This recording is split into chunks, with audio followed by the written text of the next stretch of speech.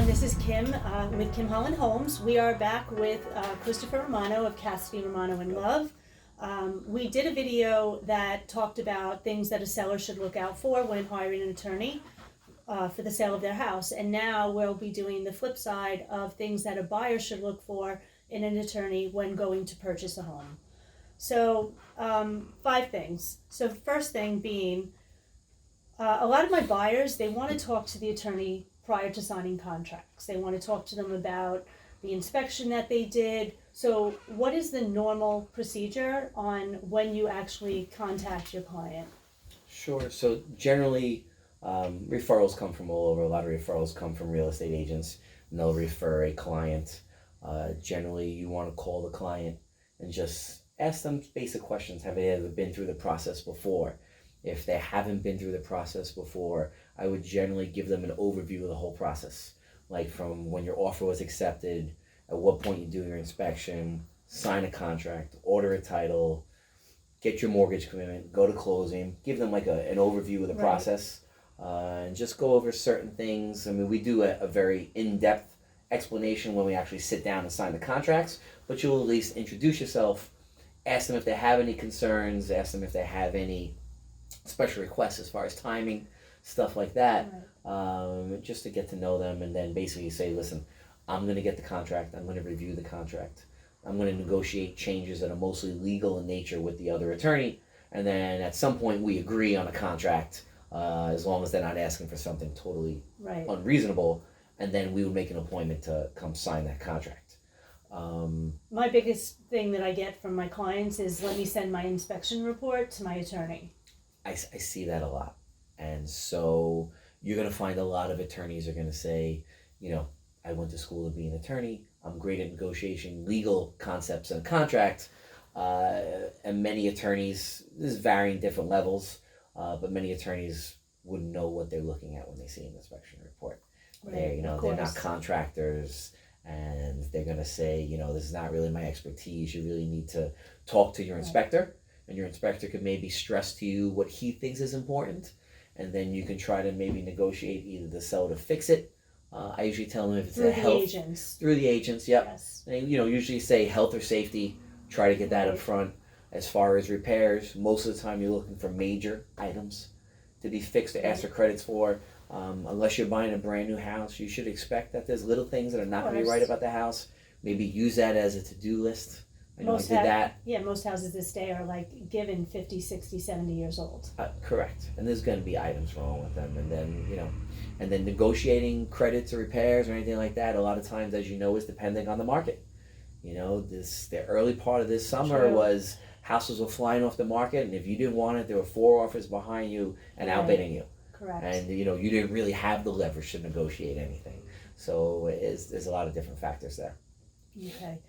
Something else, number 2, that also always, I always have a conversation with my buyers about it. Lenders have a different take on it, but when a buyer is rate locking, as soon as they get into contract, aren't they gambling with basically when the seller is going to be okay to sign, or the actual house, everything's going to be cleared and the house is actually going to be ready to be signed for? Absolutely.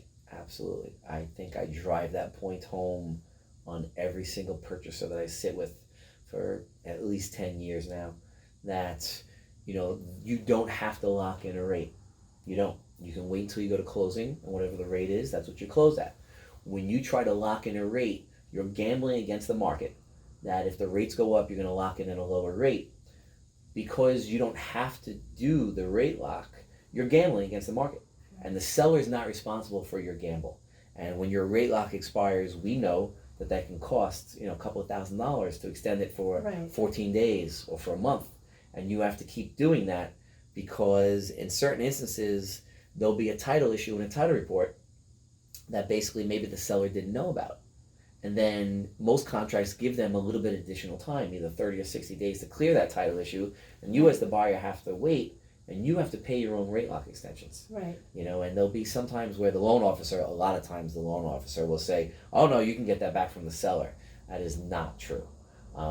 Every once in a while, for good cause, maybe you can try to negotiate anything, but the sellers are generally not responsible. My contract says that the seller is not Right. responsible for a rate lock because it wasn't necessary. Right. You were gambling against the market. I always make sure that my clients are fully versed in the ramifications of what would happen if the rate lock does expire. Very smart. So the buyer's responsibility. Now, we talked on the seller video about the seller's responsibility if an open permit comes up. What is the buyer's responsibility if a open permit comes up? Sure. So you as a buyer, unless in a rare instance that you agreed to buy a house subject to open permits, which is common if you're buying at the auction or you're buying REOs, those are as-is deals. COs, permits, everything is as is. You already signed that contract. But generally on a retail deal, that contract is going to say free and clear of, violations of open permits. If that's the case, the seller has a contractual duty to resolve those issues, or you as the buyer don't have to close. Okay. You can say, I'm not closing this deal until you close out that open permit. You could also say, I will close, but I want a credit. And on a deal recently, I negotiated a significant credit for a buyer who wanted the house. The permit would have taken a long time. He had timing issues. We worked out an agreement where he got a large credit, and that was fine. Or you can try to close and put money in escrow, and then the seller still has a duty to resolve that open permit post-closing to get their money. And then if they cannot resolve the open permit, then the buyer can use that money to fix it, or sometimes the contract just says that the buyer just gets all the money in the escrow. They can do what they want. Having no permit at all is sometimes easier because when there's an open permit, there's basically a red flag in the title report. So the seller's attorney sees it, the buyer's attorney sees it, the bank sees it. And the bank is really a very important party here because some lenders won't fund a deal if there's an open permit. There are times when you have people who are buying a house, they know there's an open permit or no permit, Right. and Like they go to a extension. certain bank and say, can you get this through with an open permit or no permit? And that bank can. The seller built a deck in the backyard and they tell you, I didn't get a permit for it, I just built a deck. Right. So for banking purposes, it's easier.